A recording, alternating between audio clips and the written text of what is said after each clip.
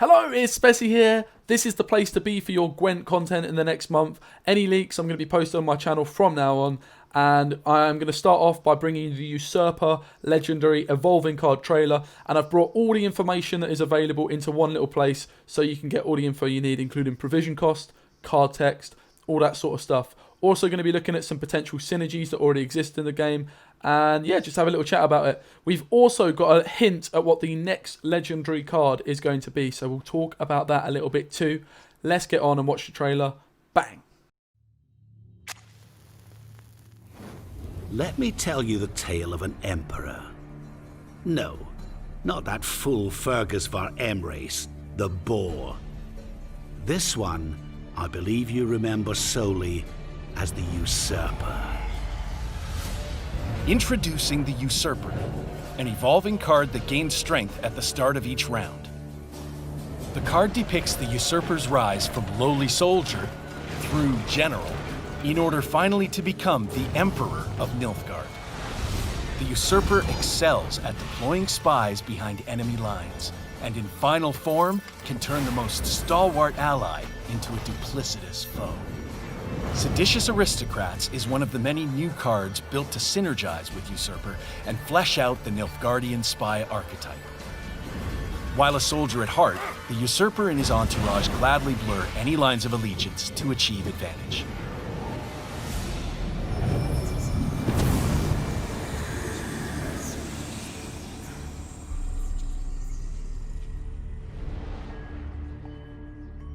Jeez, some trailer. So let me just talk to you what we know about evolving cards already. There's one per faction. They're going to be based on old leaders, such as the Usurper here. They are going to change at the start of each round, with the third evolution only happening if you've got the keyword Devotion. Now, Devotion is a keyword that happens if you've only got faction-specific cards in your deck.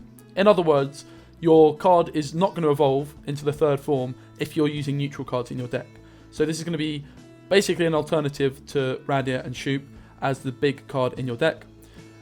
It's going to be 11 provisions is the Usurper. Now, we do not know if that is going to be the case on all legendary cards. There could be some discrepancies, but I must say that is incredibly strong, and we will talk about more of the numbers in a little bit.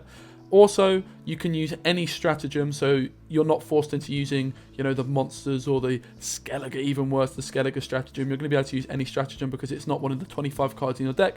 And also, you're able to use dual faction cards. So, for instance, Pugo, he can still go in your deck. It's just basically not neutral cards. I am now on the Play Gwent website where we have got each of the three cards with their card text, card names, and abilities. Of course, you could use this card in a deck with neutrals like Igni, Shoop, and Radia, except in the third round it would stay as this second evolution and you wouldn't get the final boss here. So there's a few key differences between each card. Essentially, the first ability here is going to stick for all three cards, but then the second card gets something a little bit extra, and the third card gets a little bit extra on top of that. So it's essentially the same card each time, but with like a little bonus added on each time. So, Usurper Officer. He was an ordinary soldier until his mind was open to the madness around him. And on deploy, he is going to spawn an operative in an enemy row. Now, as far as I can work out, an operative is one of those 3 strength spies that you can see on screen now. We've not got any more information on what that is and if there's other ways of spawning them. But I would imagine just by the numbers that it might be a unique token to the Usurper. But, there could be other cards that have not been revealed that could spawn operatives, in which case adds a lot of power to this card, but we'll talk more numbers in a minute. So, you're going to spawn an operative on an enemy row, and then as an order, and you can have a zeal on that, you're going to seize all operatives. So, essentially, this card is going to play a 3 strength spy on your opponent's side of the board, and then you can bring it back to your side. So, it's going to play for 9 points on its own. However, it's also important to remember it's a soldier, so you can get soldier synergy. Furthermore, there's going to be quite a lot of spy type cards that haven't been revealed and may be revealed later on in the day or tomorrow perhaps, that are going to bring in some more spy synergy. So you've got some spy synergy with this boy, but also that ability to seize back the operative you play, and it's a soldier. Moving on to the second evolution in the second round, we have Usurper General, and in this card here he's got Fergus behind him, who is Emir's dad. The general had a great talent for transforming idiotic orders into brilliantly executed maneuvers. And he is again a human and a soldier. And on deploy, he's going to do the exact same thing, except rather than a single row, he's going to spawn an operative into each row. So he's getting that extra spy synergy, but he's also playing for 3 more points because he's got the exact same order, which is seizing all operatives. So he's going to play for 12 points on his own, bearing in mind he's a soldier, and he's also going to have that spy, that sweet spy synergy. So it's essentially the same card, except this one is going to spawn an operative in 2 rows as opposed to 1. But then here is obviously the final evolution where you're expecting it to get big, because this is the one that you only get if you build your deck in a certain way. And this card is Usurper Emperor. And this card text is too sick, by the way. There were but 2 options: wash the blood born of foolish orders, or wash the blood of the fool himself. A simple decision, really. So what it's saying is he had 2 options. He could either, wash the blood up from all the people that would die as a result of Fergus's poor decisions, or he could usurp the throne and he could wash the blood of Fergus himself, and obviously he decided to do the latter. So this card is doing the same thing as the previous one. It's going to spawn an operative in each enemy row, and it's also got the exact same zeal as the initial card, which is the Zeal and Order, which is going to seize the operative. So it's playing for 12 points, but it also has Veil. Now what Veil means is it cannot be poisoned, it cannot be locked, but it also can't be given vitality or anything like that, except if it's purified, it could then be locked. So Veil is a status that prevents being given more statuses. So it's a nice way. Essentially, it can't be locked, it can't be poisoned, right? That's the main thing, unless it's purified first.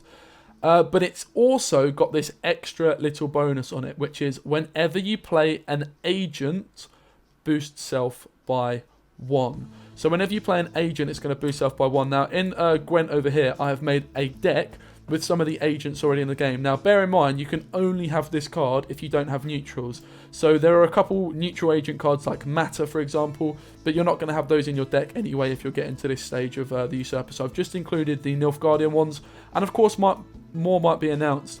I mean, the key one really, I would say, to draw your attention to are the spies, like the Duchess's Informant and the Emissary, but also Cantarella. It's great to see Cantarella maybe making a comeback in this next patch. So they are all agents as well as spies. So they've got that spy and agent synergy. So every time you play an agent, he's going to buff himself by 1. And of course, he's got a Veil, so it's going to be pretty difficult to deal with. But there's also quite a few other agents. You've got Master of Disguise.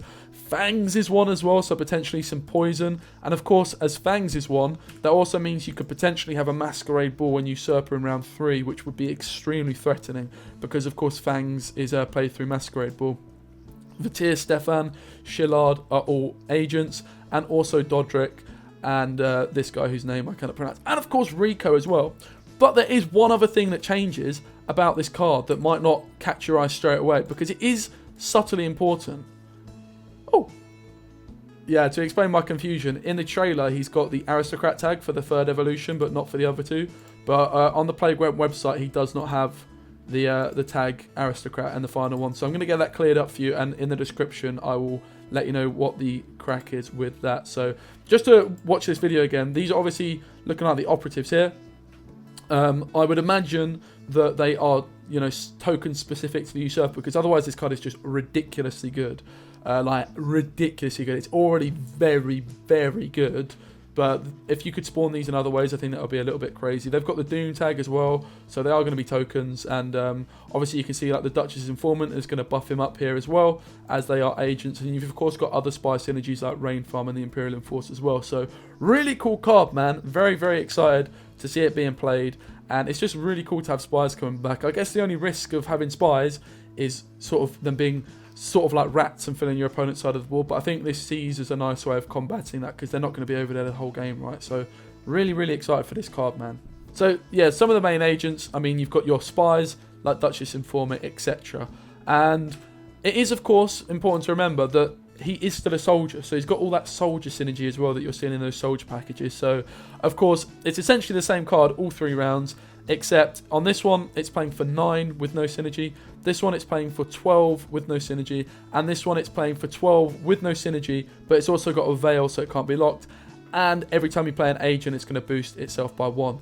And for just 11 provisions, this card could easily play for 15 points without even considering the spying synergy, and that's us assuming that there's no other ways of spawning operatives, because I think it's going to be a little bit too good if there's multiple ways of spawning these operative cards, because of course operatives are going to get some spying synergy as well. So there are 3 cards in the game already that are engines that have some sort of spy synergy. So you've got Rain Farm, which you saw in the trailer. It's going to buff itself by 2 whenever you play a spy. You've also got the Enforcers, which you see a little bit of play in some Regis spy decks, and they have a charge that damages an enemy unit by 2, and whenever you play a spy you get another charge. And finally the Mangonel, which is a pretty weak card, is damaging an enemy unit by 1, but for every spying unit adjacent to that, it's going to increase damage by 2. So if the unit you're trying to destroy or damage is sandwiched between 2 spies, this card is going to do 5 damage, which ain't bad, but I would imagine this card might get a little bit of a buff still, because I think it's still pretty awkward, but we'll see. They're the 3 cards. Obviously the Enforcers are actually pretty good, and Rain Farm, I guess he's not terrible if you've got a ton of spies, right? He's going to get better with obviously the Usurper playing spies too. Okay, so the Sedacious Aristocrat is another card that was revealed in the trailer that has some spy synergy. It's also got the Devotion keyword, so it's going to be probably an auto include, you would imagine, for those Usurper lists where you're looking for the 3rd evolution, because this Devotion is quite a powerful ability that probably puts it above other cards in its provision ranking if you're making the most of the ability. So it's going to boost itself by 1 for every spying enemy unit, and also whenever an enemy unit gains spying, boosts itself by 1. So it's boosting whenever you play a spy, and also it's boosting initially for however many spies there are. So a really interesting card. It's also got that Aristocrat tag as well, so the potential synergy with Masquerade Ball. And we've also got the new keyword Conspiracy, which is triggering and making the card's ability stronger when targeting a spying unit. In other words, if you're targeting the spying unit, the deploy ability or whatever ability it is going to be more powerful. The example, and the only example we've got thus far, is the Angry Mob, which on deploy is going to damage an enemy unit by 2. But if you damage a spy by 2, it's also then going to boost itself by 2. So Conspiracy is another keyword we've got thrown into the mix with these spies. And I'm so excited to have spies back, man. Let's go. I am fully expecting some more Nilfgaard cards to be revealed later on today, and I will be posting those on my channel. We have also been teased with the 11th of June, which is on Thursday.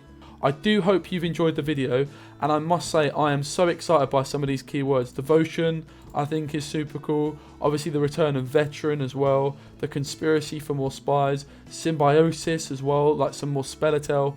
Veil is like anti-poison and anti-locks, and it's kind of like adding to the Pella metagame, which I've got behind me. So really excited, man. Like, I feel like it feels like this patch or this expansion is a lot of quality over quantity.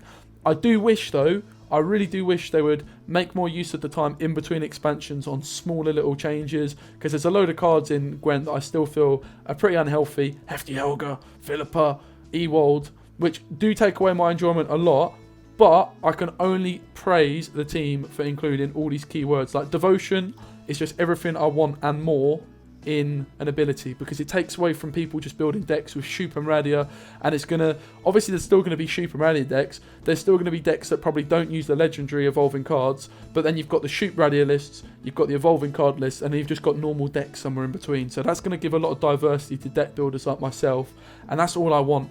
And also then just to be bringing cards back like Veteran and obviously Spies and some sort of Scoia'tael vibe, as well as like increasing the Pella and Purify game. I love it, man. Big fan. Really high praises to CDPR for this. Let's just hopefully, before the next expansion after this one, let's get some reworks, because I do think there's a lot of cards that do need a big rework.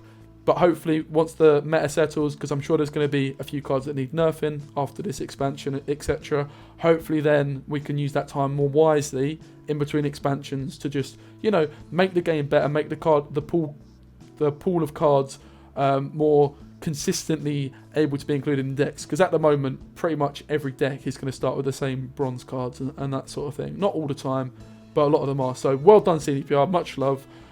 Jason, you asked me what would my one mechanic I add to the game be. This is it, mate. This Devotion tag, yeah, man. Taken away from those Sheep Radia. Yeah, superb. I really do love it. So make sure you subscribe for more Gwent content. I'm going to be posting like every day now. all the leaks, everything that's coming out. And obviously I'm streaming on Twitch pretty much every day too. So if you're watching this as it goes live, there's a good chance I'm actually live right now playing in a tournament with Kel Tullis. So yeah, let's see how that one goes. But I hope you enjoyed the video. I'm hyped, man. Let's go. See you later. Give it a like, subscribe, all that stuff. Take care. Enjoy the rest of your day. Adios.